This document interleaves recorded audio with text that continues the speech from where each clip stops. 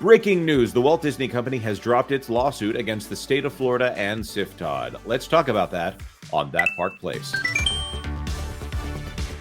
Hello, I am Jonas J. Campbell, an investigative reporter at That Park Place, where we like to talk about streaming, theme parks, video games, and sometimes movies.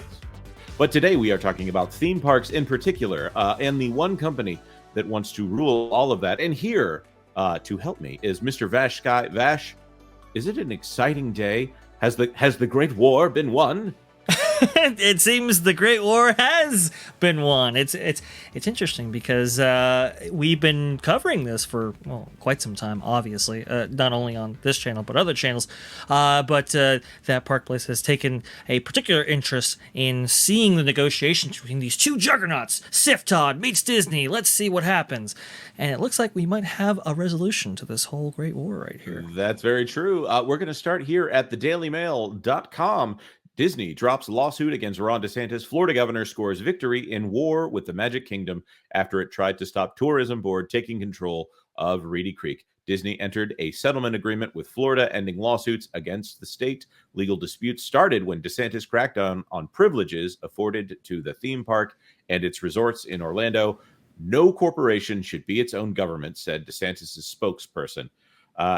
That's a very good point right there. No corporation should be its own government. This by Caitlin Corral out of dailymail.com. I highly recommend, if you're wanting detail on what's going on here, this Daily Mail article is free from some of the bias of the trades in Hollywood that are very much against Ron DeSantis and very much pro Iger because they need that access in order to get some of their exclusives and scoops and things like that. I'm not saying they're dishonest. I'm just saying they're wrong on a lot of the Disney issues. But we are going to go to a website that we often cite for Florida matters here regarding the Walt Disney Company. This one, blogmickey.com. Breaking settlement reached between CFTOD and Disney by Mike.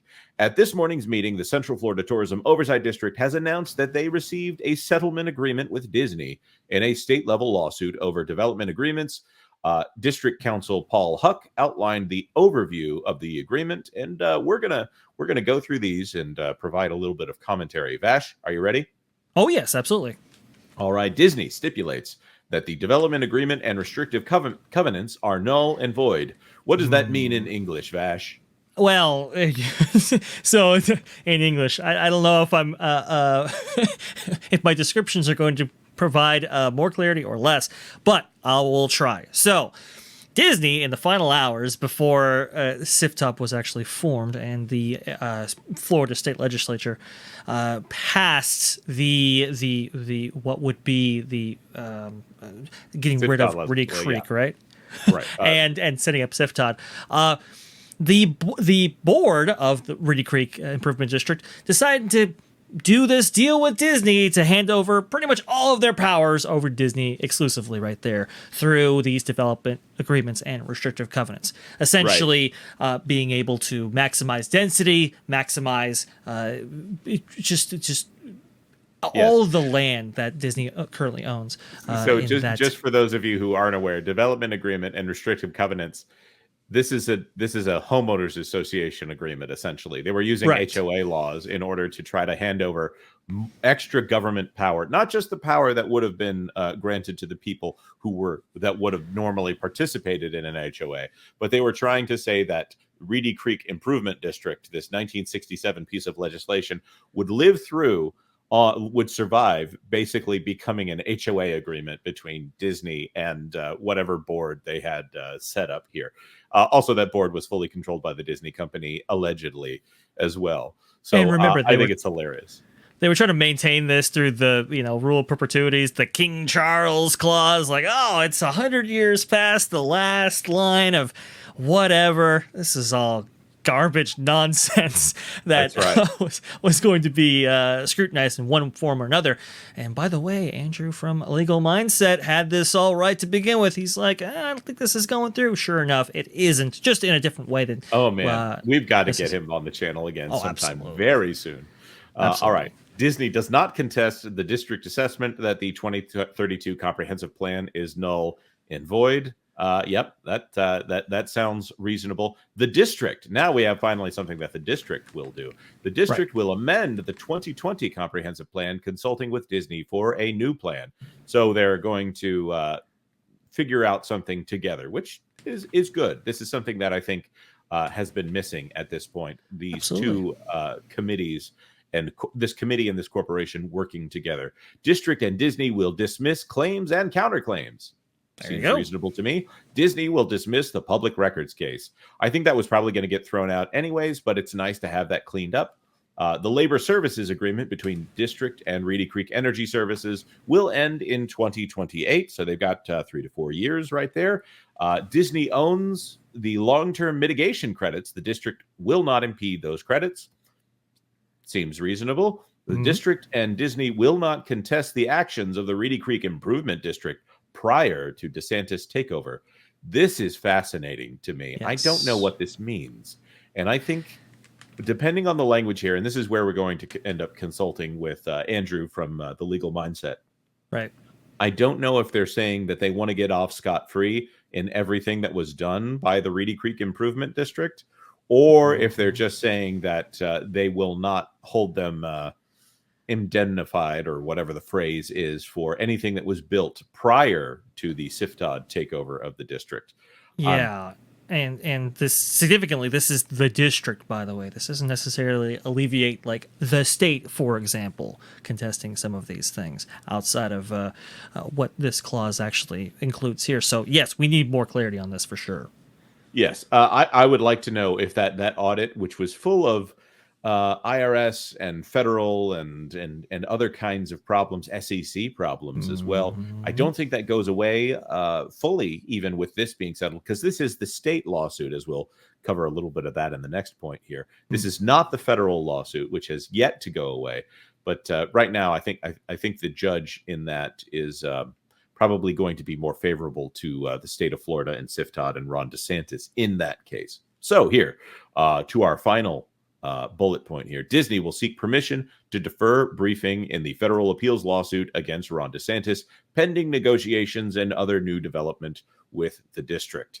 I think this is a good sign for that for that federal lawsuit going away as well. And the Board of Supervisors voted and approved the settlement. So it seems like this ridiculous fight a week before the shareholders meeting, it seems like this ridiculous fight might be close to wrapping up here. Vash, do you think this is a good thing? Do you think this is a bad thing? Do you think CFTOD's getting away with something? Do you think Disney's getting away with anything here?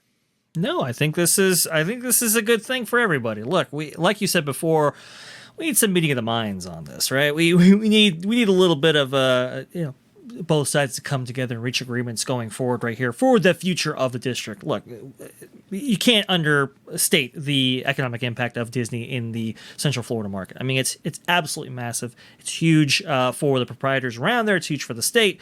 So it's best that these entities work together rather than separately. That is for sure. And we might be getting a lot of announcements at D23 Expo. We'll see on that, by the way.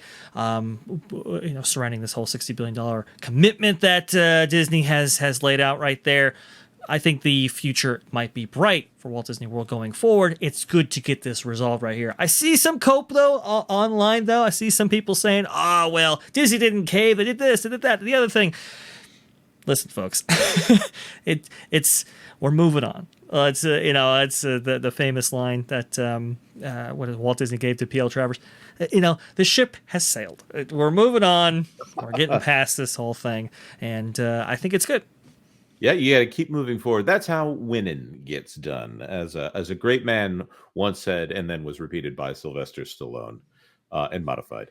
That being said, I think this is a good move on Disney's part. CFTOD is there, and I don't think CFTOD was really that harmful to Disney, other than if you want to take a ridiculous amount of liberty that was given to a corporation.